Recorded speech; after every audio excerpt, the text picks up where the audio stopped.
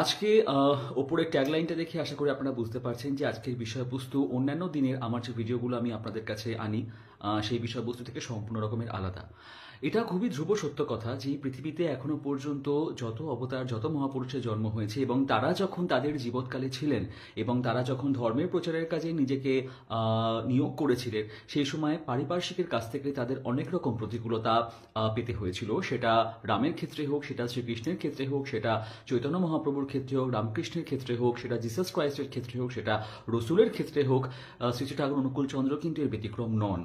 ঠাকুর যখন দেহধারী এবং ঠাকুর যখন পাবনায়, তখন থেকেই ঠাকুরের পেছনে এরকম একটা ষড়যন্ত্র তৈরি হয়েছিল এবং ঠাকুরের খুব কাছের মানুষজন তারাই এরকম ষড়যন্ত্র করেছিলেন।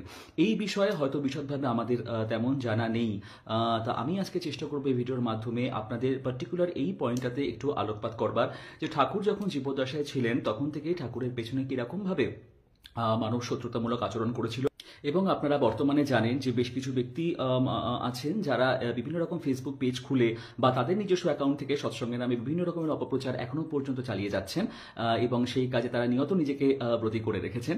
কাজেই সেই বিষয়ে আমি একটু আলোকপাত করার চেষ্টা করব যে ঠিক কোন মানসিক অবস্থাতে এরা আছেন সেই বিষয়ে একটুখানি আমি আপনাদের আলোকপাত করার চেষ্টা করব। তাহলে আসুন আজকে জেনে নেওয়া যায় যে ঠাকুর যখন জীবদ্দশায় ছিলেন তখন কিভাবে ঠাকুরের পেছনে তারই ভক্তরা শত্রুতামূলক আচরণ করেছিল।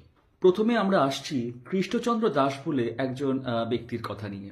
এই কৃষ্ণচন্দ্র দাসের কথা আলোচনা করবার আগের ব্যাকগ্রাউন্ড সম্বন্ধে আমি একটু আপনাদেরকে বলে দিই। ইনি ছিলেন ঠাকুরের খুব ছোটবেলার একজন বন্ধু এবং ঠাকুর নিজে অর্থ দিয়ে ইনাকে সাহায্য করে বিএ পাস করানোর চেষ্টা করেছিল, কিন্তু দুবার পরীক্ষা দিয়ে উনি বিএ পাস করতে পারেননি।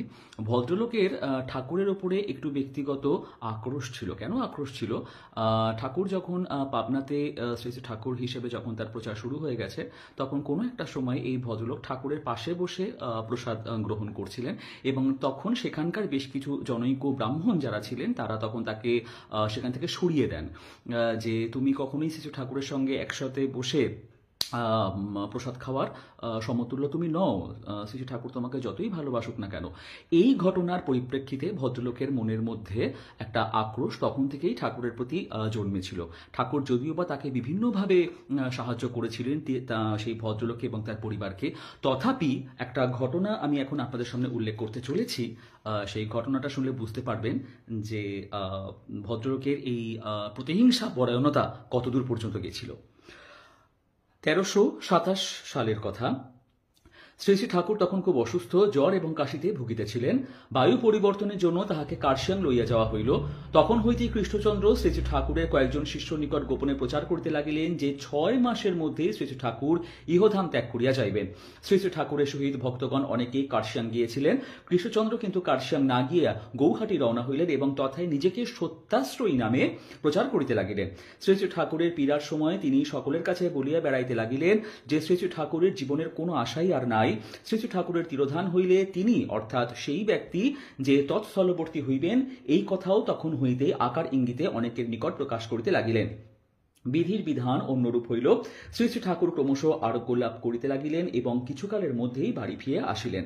স্বগ্রামে প্রত্যাবর্তন করিয়া শ্রী শ্রী ঠাকুর কৃষ্ণচন্দ্রের দারিদ্র্য দেখিয়া তাহার পরিবারবর্গের ভরণ পোষণের জন্য বড়ই চিন্তিত হইয়া পড়িলেন। সেই সময় শ্রী শ্রী ঠাকুরের জনৈক শিষ্য শ্রীযুক্ত সতীশচন্দ্র বসু মহাশয় শ্রী শ্রী ঠাকুরের আদর্শ প্রচারের উদ্দেশ্যে একটি প্রেস স্থাপনের জন্য তাহাকে 3000 টাকা দিয়াছিলেন। এই অর্থ দ্বারা শ্রী শ্রী ঠাকুর একটি প্রেস খরিদ করিলেন এবং ইহার কার্য পরিচালনার ভার কৃষ্ণচন্দ্রের উপর অর্পণ করিয়া অভ্যাংশ দ্বারা তাহার জীবিকা নির্বাহের ব্যবস্থা করিয়া দিলেন। কৃষ্ণচন্দ্র এই প্রেস হইতে অন্যান্য কার্যের সঙ্গে সৎসঙ্গের আদর্শ প্রচারকল্পে একটি পাক্ষিক পত্রিকা প্রকাশ করিতে লাগিলেন। কাজের সুবিধার জন্য শ্রী শ্রী ঠাকুরের প্রদত্ত এই প্রেসটি কৃষ্ণচন্দ্রের কাশীপুরস্থ নিজ ভবনে স্থাপন করা হইল। শ্রী শ্রী ঠাকুরের অসুস্থাবস্থায় কৃষ্ণচন্দ্রের পূর্ববর্ণিত হীন কার্যকলাপ সম্বন্ধে ভক্তগণ তাহাকে জানাইতে সাহস করেন নাই। লোকমুখে শ্রী শ্রী ঠাকুর এই বিষয়ে কিছু কিছু শুনিয়াছিলেন বটে, কিন্তু কৃষ্ণচন্দ্রের প্রতি তাহার সহজ অকৃত্রিম স্নেহাধিক্য বশত এ সকল কথা তিনি আদৌ বিশ্বাস করিলেন না। দৈবাৎ কেহ কোনোদিন এ সম্পর্কে কথা উঠিলেও তিনি যার পরনাই ব্যথিত হইতেন। ইহার কিছুকাল পরেই কলিকাতা বিশ্ববিদ্যালয়ের জনৈক অধ্যাপক আসিয়া শ্রী ঠাকুরের নিকট দীক্ষা গ্রহণ করেন। মাঝে মাঝে অবকাশ পাইলে তিনি কলিকাতা হইতে আসিয়া সৎসঙ্গে বাস করিতেন। কৃষ্ণচন্দ্রের লিখিত পুস্তক এবং প্রবন্ধাদি ইংরাজি ভাষায় অনুবাদ করিয়া প্রকাশ করিলে অধ্যাপক মহাশয় শীঘ্রই নোবেল পুরস্কার লাভ করিতে পারিবেন, এই বলিয়া কৃষ্ণচন্দ্র তাহাকে প্রলুব্ধ করিতে লাগিলেন। তাহার প্ররোচনায় লোভ এবং উচ্চাকাঙ্ক্ষার বশবর্তী হইয়া অধ্যাপক মহাশয় অহরহ কৃষ্ণচন্দ্রের বাড়িতে যাতায়াত আরম্ভ করিলেন এবং ক্রমশ তাহার প্রতি অগাধ শ্রদ্ধা সম্পন্ন হইয়া পড়িলেন। অর্থাৎ তিনি যে একা নিজেই ঠাকুরের বিরোধিতা করবার চেষ্টা করেছিলেন এমন নয়, তিনি সঙ্গে ঠাকুরের আরো বেশ কিছু ভক্তকে জুটিয়ে নিয়েছিলেন। এরপর আসি পরের প্রসঙ্গে। শ্রী শ্রী ঠাকুরের শিষ্যগণের মধ্যে যাহারা নানা কার্য ব্যাপদেশে কৃষ্ণচন্দ্রের নিকট যাতায়াত করিতেন, তাহাদের সরল বিশ্বাসের সুযোগ লইয়া শ্রী শ্রী ঠাকুরের অসুখের সময় তিনি দুরূহ দার্শনিকতা এবং তত্ত্বকথার অবতারণা করিয়া নানা দুর্বোধ্য ভাষায় তাহাদিগকে বুঝাইতে লাগিলেন যে পূর্বের অসুখেই শ্রী শ্রী ঠাকুরের প্রাণনাশের কথা ছিল, কিন্তু এবার তাহার মৃত্যু নিশ্চিত। শ্রী শ্রী ঠাকুরের চৈতন্যধারা এখন তাহারই অর্থাৎ সেই ব্যক্তির দেহের ভিতর নামিয়া আসিয়াছে। এই কথা সমর্থন করিবার জন্য তিনি শ্রী শ্রী ঠাকুরের ভাববাণী হইতে নিম্নলিখিত উক্তিটি বিচ্ছিন্নভাবে উদ্ধৃত করিতেন, যথা: the medium may not last long, it may not last for more than 5 years। মধ্যবর্তী দেহ দীর্ঘকাল নাও থাকিতে পারে, ইহার 5 বছরের বেশি নাও থাকিতে পারে। অর্থাৎ পুণ্যপুথির একটি বাণীকে উনি সবসময় নিজের স্বার্থে ব্যবহার করতেন। শ্রী শ্রী ঠাকুরের ভাববাণীর কিয়দংশের বিবৃতি প্রকাশ করিয়া কৃষ্ণচন্দ্র ইতঃপূর্বে যথেষ্ট খ্যাতি অর্জন করিয়াছিলেন। সেই সুযোগ অবলম্বন করিয়া সকলের নিকট এখন তিনি প্রচার করিতে লাগিলেন। শ্রী শ্রী ঠাকুরের নিজেরই কথিত বাণী অনুসারে তার দেহত্যাগ সুনিশ্চিত। 5 বৎসর এইবার পূর্ণ হতে চলেছে। এবার যদি তিনি রোগমুক্ত হন, তবুও তারই কথা মতন তার এই দেহের আর কোনো মাহাত্ম্য থাকবে না, বরং ইহার বিশ্বে সত্য প্রচারের পক্ষে ঘোর অন্তরায় হয়ে পড়বে, কারণ সাধারণ মানুষ এই দেহকেই ঠাকুর বলে ধরে আছে। সুতরাং সত্য প্রচারের বাধাস্বরূপ তাহার এই সাধারণ শরীরটি যে কেহ নাশ করিতে পারবেন, তিনি জগতে যথার্থ সত্যধর্ম প্রচারের পরম সহায়ক বলে সকলের শ্রদ্ধা এবং পূজা পাবেন। অর্থাৎ বুঝতে পারছেন, ঠাকুরকে গোপনে খুন করবার চেষ্টা করেছিলেন এই ব্যক্তি। এই প্রসঙ্গে এবার আমরা আসছি। এইরূপ নানান হেয়ালি অর্থহীন কথা অহর্নিশ বলিতে বলিতে কৃষ্ণচন্দ্র কয়েকজনকে আপন দলভুক্ত করিয়া লইলেন এবং তাহাদের দ্বারা গোপনে শ্রী শ্রী ঠাকুরকে হত্যা করিবার ষড়যন্ত্র করিতে লাগিলেন। এদিকে ষড়যন্ত্রকারীগণ যখন তাহাদের হীন উদ্দেশ্য সাধনের জন্য ক্ষিপ্ত প্রায়, তখনও তাহারা শ্রী শ্রী ঠাকুরের স্নেহ মমতা লাভে প্রতিদিন পরিপুষ্ট হইতেছেন। শ্রী শ্রী ঠাকুর স্বীয় সহজ চির অভ্যাস মতন কত আদর করিয়া স্নানকালে তাহাদের গায়ে তৈলমর্দন করিয়া দিতেছেন। অর্থাৎ ঠাকুর জানা সত্ত্বেও যে এই মানুষগুলো আমাকে যখন যে কোনো মুহূর্তে খুন করতে পারে, ঠাকুর তাদেরকে তেল মাখিয়ে মালিশ করে তাদেরকে স্নানে পাঠাতেন। আবদার করিয়া তাহাদের দ্বারা অন্ন ব্যঞ্জনাদি প্রস্তুত করাইয়া এবং একই সঙ্গে আহার করিতেছেন এবং তাহাদের পরিবারবর্গের দৈনন্দিন সকল অভাব অভিযোগ দূর করিতেছেন। তাহাদের প্রতি অকৃত্রিম ভালোবাসার যত কিছু কার্য তিনি কতকাল যাবৎ এমনইভাবে সর্বক্ষণ করিয়া আসিতেছেন, তাহারই বুকে ছুরি মারিবার জন্য আজ তাহারা উদ্যত হইয়াছে। জনৈক ষড়যন্ত্রকারীর মনে ঈদৃশ চিন্তা হঠাৎ উদয় হইয়া তাহাকে বৃশ্চিক ও দংশন যন্ত্রণায় অস্থির করিয়া তুলিল। তীব্র অনুতাপে অনলে দগ্ধ হইয়া উন্মত্তের মতন ছুটিয়া গিয়া একদিন রাত্রের সেই ব্যক্তি শ্রী শ্রী ঠাকুরের পদতলে লুটিয়া পড়িলেন এবং তাহার নিকট অদ্যোপান্ত সকল ঘটনা বিবৃত করিলেন। এদিকে কৃষ্ণচন্দ্র এ সংবাদ পাওয়া মাত্র সেই রাত্রেই অন্যান্য সহযোগী মাতা এবং ভ্রাতাকে সঙ্গে লইয়া ভীত এবং সন্ত্রস্ত চিত্তে পাবনা ত্যাগ করিয়া রংপুর পলায়ন করিলেন। গুপ্ত ষড়যন্ত্রে ইতিমধ্যেই সর্বসাধারণের মধ্যে রাষ্ট্র হইয়া পড়িল। শ্রী শ্রী ঠাকুরকে হত্যা করিবার ষড়যন্ত্রের অভিযোগে পুলিশ কর্তৃক ধৃত হইবার ভয়ে কৃষ্ণচন্দ্র এবং তাহার দলের লোকেরা নিজেদের উক্ত প্রকার গোপনে হঠাৎ পাবনা পরিত্যাগের কারণ সমর্থন করিবার জন্য শ্রী শ্রী ঠাকুর এবং তাহার পার্ষদ অনেকের নামে মিথ্যা অপবাদ প্রচার করিতে লাগিলেন। তদবধি ইহারা শ্রী শ্রী ঠাকুরকে ক্ষতিগ্রস্ত এবং লোকচক্ষে হীন প্রতিপন্ন করিবার মানুষে কত জঘন্য চেষ্টাই যে করিয়াছেন তাহার অবধি নাই। শ্রী শ্রী ঠাকুরের প্রতি তাহারই সযত্ন পালিত আশ্রিত কর্তৃক নৃশংস কৃতজ্ঞ আচরণের এই একটি পর্ব। তাহলে আমরা জেনে নিলাম জনৈক কৃষ্ণচন্দ্র দাস ব্যক্তি কিভাবে ঠাকুরের এগেইনস্টে গিয়ে ষড়যন্ত্র করেছিলেন। এইবারে আমরা আসছি শনিবারের চিঠির অশ্লীল সাহিত্য প্রচার। শনিবারের চিঠি বলে একটি তখনকার দিনের পত্রিকাতে একটা খুব বড় একটা প্রবন্ধ প্রকাশিত হতো। সেই শনিবারের চিঠিতে যে সমস্ত অশ্লীল সাহিত্য প্রচার করা হয়েছিল, যে ঠাকুরের সমস্ত সাহিত্যই অশ্লীল, সেই বিষয়ে একটু আলোকপাত করার চেষ্টা করছি। 1927-28 সালের কথা। শ্রী হরিপ্রসাদ মল্লিক নামে এক ব্যক্তি স্ত্রী এবং 3-4টি পুত্রকন্যা লইয়া একবার সৎসঙ্গে আসে উপস্থিত হইয়াছিলেন। তিনি বলিতেন, আমি একজন সমাজ সংস্কারক, সমাজ সেবাই আমার জীবনের একমাত্র ব্রত। সৎসঙ্গে পদার্পণ করিয়াই এই ব্যক্তি প্রত্যহ নিত্য নূতন দাবি উপস্থিত করিতে লাগিলেন। তাহার ছেলে মেয়েদের দুধের অভাব, সিগারেটের জন্য হাত খরচের পয়সা নাই, চাকরের অভাব, তাহাদের কত কষ্ট ইত্যাদি নানান প্রয়োজন উল্লেখে প্রায়শই তিনি অর্থ চাহিতেন। কাহারও অসুবিধার কথা শুনিলে শ্রী শ্রী ঠাকুর তাহা পূরণ না করিয়া পারেন না। সৎসঙ্গের নানান কষ্ট এবং অভাবের মধ্যে শ্রী ঠাকুর ভিক্ষা করিয়া 2-1 টাকা রোজই তাহাকে দিতে লাগিলেন। এত ব্যতীত সৎসঙ্গের সাধারণ ভোজনাগারে আনন্দবাজারে প্রত্যহ 2 বেলা তাহার স্ত্রী পুত্র পরিবারের আহারের ব্যবস্থা করিয়া দিলেন। ইহাদের স্বামী স্ত্রীতে মোটেই প্রণয় ছিল না। প্রায়শ স্ত্রীর সঙ্গে ঝগড়া করিয়া স্বামী আসিয়া শ্রী ঠাকুরের নিকট নালিশ করিতেন। স্ত্রীও স্বামীর নামে সর্বদাই অভিযোগ করিতেন। উভয়ের মধ্যে মাঝে মাঝে হাতাহাতি পর্যন্ত হতো। তাহাদের ঈদৃশ্য কুৎসিত আচরণে প্রতিবেশী সকলে তো অস্থির হইয়া পড়িয়াছিলেনই। শ্রী ঠাকুরকেও এই জন্য দিবারাত্র যন্ত্রণার এক শেষ ভোগ করিতে হইত। একদিনের ঘটনা আজও বেশ স্মরণে আছে। সেদিন 1928 সনের 30 এপ্রিল শনিবার রাত্রি প্রায় 3 ঘটিকা মল্লিকবাবুর স্ত্রীর সহিত ঝগড়া করিয়া শ্রী ঠাকুরের নিকট নালিশ করিতে আসেন এবং তাহাকে নিদ্রা হইতে তুলিয়া এক তুমুল কাণ্ডের সৃষ্টি করে। শ্রী ঠাকুর তাহাকে প্রকৃতিস্থ করিবার জন্য কত বুঝাইলেন, কিন্তু তিনি কোনো কথা শুনিবার পাত্র নহেন। কোনো প্রকারই তাহাকে শান্ত করিতে না পারিয়া শ্রী ঠাকুর মল্লিকবাবুর পায়ের জুতো দ্বারা নিজের অঙ্গে 200 বেশি সজোরে আঘাত করলেন। ইহাদের দুষ্কর্মের জন্য নিজেই কঠোর শাস্তি গ্রহণ করিয়া আপন দেহ ক্ষতবিক্ষত করিলেন শ্রী ঠাকুর স্বয়ং। বুঝতে পারছেন যে শ্রী ঠাকুর কেন শ্রী ঠাকুর, এটাই বোঝা যায়। এর পরের প্রসঙ্গে আমরা আসছি। ঠিক এরপর ঘটনাক্রম এমন হয় যে সেই ভদ্রলোক তার স্ত্রী পুত্রকে রেখে তিনি, অর্থাৎ এই যে ব্যক্তি, তিনি কলকাতায় চলে আসেন এবং কলকাতায় এসে তিনি সৎসঙ্গ আশ্রমে একটি চিঠি লিখেছিলেন। চিঠিটি হচ্ছে, আমাকে যদি পত্রপাঠ কিছু টাকা না পাঠানো হয় তবে যত পারি আপনার আশ্রমের নামে নিন্দা করিতে থাকিব। আমার পরিবারকে আপনারা আটকাইয়া রাখিয়াছেন, শীঘ্র তাহাকে পাঠাইয়া দিন, ইত্যাদি আরও কত কথা। চিঠি পাঠ করিয়া সকলে স্তম্ভিত হইলেন। তখনই আশ্রমবাসী জনৈক ভদ্রলোকের সঙ্গে মল্লিকবাবুর পরিবারবর্গকে কলিকাতায় পাঠাইয়া দেওয়া হইল। ভদ্রলোকটি মল্লিকবাবুর লিখিত পত্রের ঠিকানায় তাহার স্ত্রীকে রাখিতে গিয়ে জানিতে পারিলেন যে মল্লিকবাবু নামীয় কোনো লোক তথায় থাকেন না। বুঝতেই পারছেন কেমন ধরনের বাটপার মানুষজন তখন সৎসঙ্গে গিয়ে, কিছু সংখ্যক বাটপার মানুষজন তখন সৎসঙ্গে গিয়ে জুটেছিল ঠাকুরের প্রতিপত্তিকে নষ্ট করবার জন্য।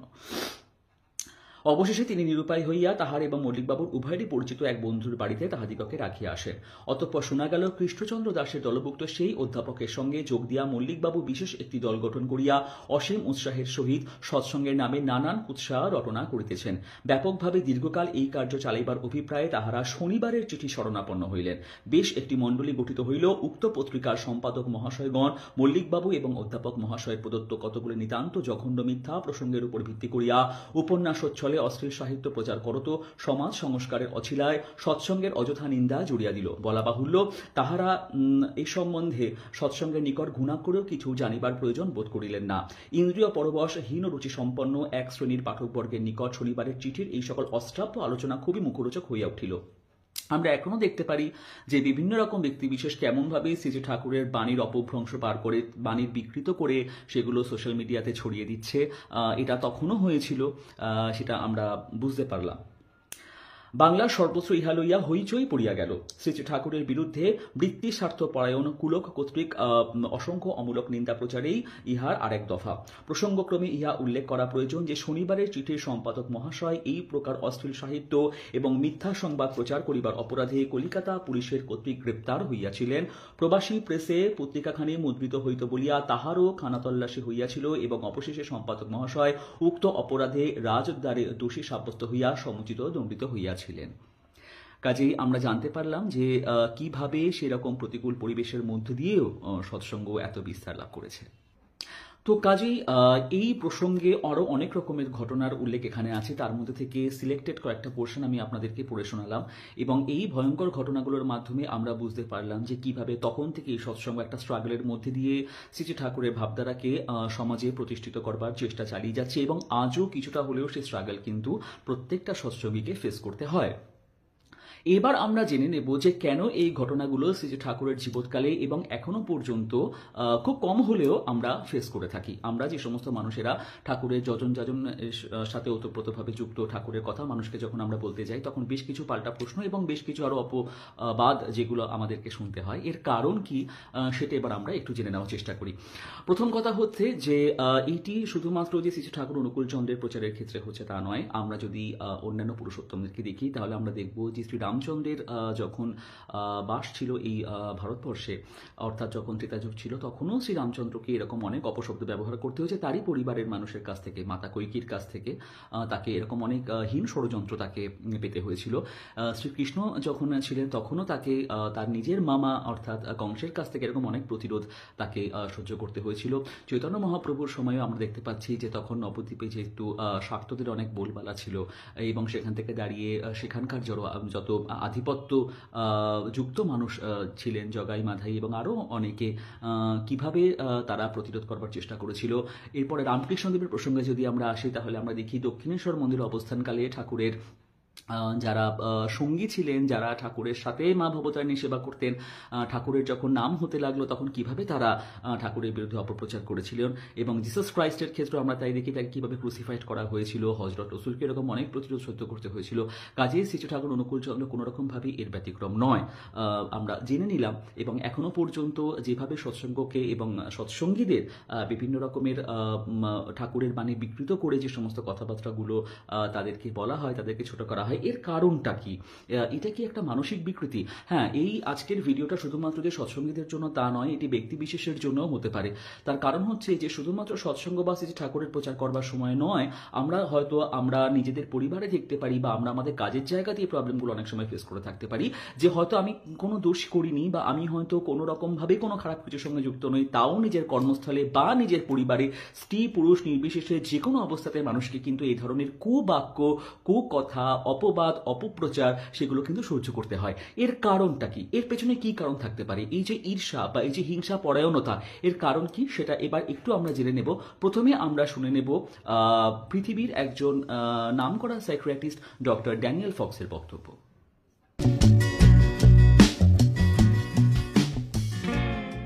Hi, my name is Dr. Daniel Fox, and I'm a licensed psychologist in the state of Texas and an expert in the area of personality disorders. And today I wanted to talk about jealousy and envy and how that can impact or affect individuals with borderline personality disorder or those with borderline personality disorder traits. So what we'll do first is let's talk about what envy is and what jealousy is. So envy is a two-person situation, whereas jealousy is a three-person situation. Now let me explain that a little bit. So envy is a reaction to lacking something. So you may see somebody and they have something that you want, and so you are envious of that person. And jealousy is a reaction to the threat of losing something or someone. Okay? So it's something, jealousy comes from what you have and it becomes a loss. Okay? You're afraid of losing what you have, whereas envy, you see that someone else has something. And this can factor into individuals with borderline personality disorder. Sometimes they can be triggers, other types of manifestations. So what I want to do is I want to go through the different criteria related to borderline personality disorder and talk about how they fit into jealousy or envy, or jealousy and envy. Okay? So first we'll start out with this first component, which is this frantic effort to avoid real or imagined abandonment. And you can see where jealousy factors right into this one, because these individuals tend to be very jealous because they're afraid of losing typically their loved one, and they're afraid of that individual, that object of other that they value very much. And what is jealousy from a human perspective? You know, the problem is in human birth, jealousy is one of the biggest downfall. Jealousy, lust, anger and everything, but that is the root cause of jealousy. We can't see others growing in life. And the problem is, you know what we do? If I can't see you growing, I will see to it that I will talk about you just to pacify my ego. এই যে ঈর্ষা, এই যে হিংসা, এই যে পরশ্রী কাতরতা, এর সমস্ত কিছুর আতুরঘর হচ্ছে কিন্তু ইনসিকিউরিটি। অর্থাৎ নিজের ভালোবাসার কোনো জিনিস বা নিজের ভালোবাসার কোনো কিছুকে হারিয়ে দেওয়ার একটা প্রবণতা, বা যতটা সাফল্য আমার প্রয়োজন ছিল সেই সাফল্য যদি আমার কাছে না আসে, অন্যের সাফল্য দেখে যে ঈর্ষান্বিত হওয়া, এগুলো সবটাই একটা মানুষের মানসিক বিকৃতির লক্ষণ। কাজে সেখান থেকে দাঁড়িয়ে যদি আমরা আমাদের ব্যক্তিগত পরিসরে বা আমাদের ব্যক্তিগত জীবনে বা কর্মস্থলে বা শ্রী ঠাকুরের প্রচার করতে গিয়ে সেই যে যেভাবেই হোক না কেন যদি কোনো রকম বাধা প্রতিরোধ বা এরকম কুবাক্য বা এই ধরনের কুকথার সম্মুখীন আমরা হই, তাহলে অবশ্যই সেটা আমরা আমাদের মনের মধ্যে এই জিনিসটা নিশ্চয়ই চিন্তা ভাবনা করবো যে এরা সবাই মানসিকভাবে একটু হলেও বিকারগ্রস্ত। তার কারণে বিশ্বের অন্যতম বড় সাইকোলজিস্ট এবং ইনি একজন অথর যিনি এই প্রতিবেদনটি আপনাদেরকে শোনালেন, এর থেকে স্পষ্টভাবেই আমরা বুঝতে পারি যে এগুলো একটি মানসিক বিকৃতির লক্ষণ। কাজেই যখনই কোনো ব্যক্তি বিশেষ বা যখনই কোনো নির্দিষ্ট সংগঠন অন্য সংগঠনের যে পপুলারিটি বা যে তার যে পাবলিসিটি বা তার যে প্রচার সেই কারণে যদি তারা অ্যাচিভ করতে না পারে, সেইখানে যদি তারা পৌঁছতে না পারে, তখনই তারা তাদের সেই হীন স্বার্থ প্রতিপন্ন করবার জন্য, সেই হীন মানসিকতা বোঝানোর জন্য অপবাদ অপপ্রচার করতে শুরু করে দেয়। কিন্তু তাই বলে কোনো ব্যক্তি জীবন বা কোনো সংগঠনের জীবন সেখানে থেমে যায় না। যুগের নিয়মে বা প্রকৃতির নিয়মে সেটা বড় হয়ে ওঠেই, এটা কিছু করার নেই, এটাই ভবিতব্য। শ্রী শ্রী ঠাকুর যখন জীবদ্দশায় উনি ছিলেন তখন এই সমস্ত অনেক অপপ্রচার সত্ত্বেও যখন সৎসঙ্গের প্রচার আরও দ্বিগুণভাবে তখন ছড়িয়ে পড়ছে, তখন ঠাকুর একদিন বলেছিলেন যে জগন্নাথের রথের চাকা একবার যদি গড়াতে শুরু করে তাহলে কারো সাধ্য নেই সেই চাকা থামানোর। কাজেই যখনই অন্যান্য পুরুষোত্তমরা পৃথিবীতে এসেছেন তখনই তার পূর্ব পুরুষোত্তমদের জায়গা তারা গ্রহণ করেছেন। ঠিক সেরকমভাবেই এখন যুগ পুরুষোত্তম যিনি আছেন আমাদের কাছে শ্রী ঠাকুর অনুকূলচন্দ্র, তার যে সৎসঙ্গ, সেই সৎসঙ্গের রথের চাকা প্রতিরোধ করবার ক্ষমতা কারোর কাছেই নেই। সেটা যখন ঠাকুর দেহধারী ছিলেন তখনও ছিল না, সেটা এখনো পর্যন্ত কারোর কাছে নেই। কাজেই যখনই আমরা এই সমস্ত কথাবার্তাগুলো শুনি বা এই সমস্ত অপপ্রচারগুলো যখনই আমাদের কানে আসে, সঙ্গে সঙ্গে অবশ্যই আমরা এটাই বুঝে নেব যে নিজেদের ইনসিকিউরিটি থেকে, নিজেদের সেই জায়গা না পৌঁছানোর যে হীনমন্যতা, সেখান থেকে দাঁড়িয়ে মানুষ এই অপপ্রচারগুলো চালিয়ে যাচ্ছে। কাজেই যেহেতু আমরা আমাদের নীতির মধ্যে এটা পড়ে যে কোনো রকম রুগীকে বা কোনো অসুস্থ মানুষকে যখন সে যাই করুক না কেন আমাদের সাথে, আমাদের যেমন তাদের প্রতি খুব মায়া দেখাতে হয়, খুব মমতা দেখাতে হয়, তাদের প্রতি খুব কোমল আচরণ করতে হয়, ঠিক তেমনই যখনই এই সমস্ত মানুষগুলো কাজের জায়গায় হোক, ব্যক্তিগত সংসারে হোক বা সৎসঙ্গের প্রচারের ক্ষেত্রে হোক, যখনই তারা এই সমস্ত কথাবার্তাগুলো আমাদেরকে বলতে শুরু করে, এই সমস্ত অপশব্দ কুশব্দ, সঙ্গে সঙ্গে বুঝে নিতে হবে যে এরা মানসিক বিকারগ্রস্ত এবং অবশ্যইভাবে এদের মানসিক অবস্থা স্থিতিশীল নয়, সেই বুঝে এদের সঙ্গে আমাদের আচরণ প্রকাশ করব। এই ছিল আজকে ভিডিওটার বিষয়বস্তু। আমি চেষ্টা করব ভবিষ্যতেও যদি এই ধরনের আরও কিছু তথ্য আপনাদের সামনে আনতে পারি। সবার ইষ্টচ্ছল জীবন কামনা করছি। জয় গুরু।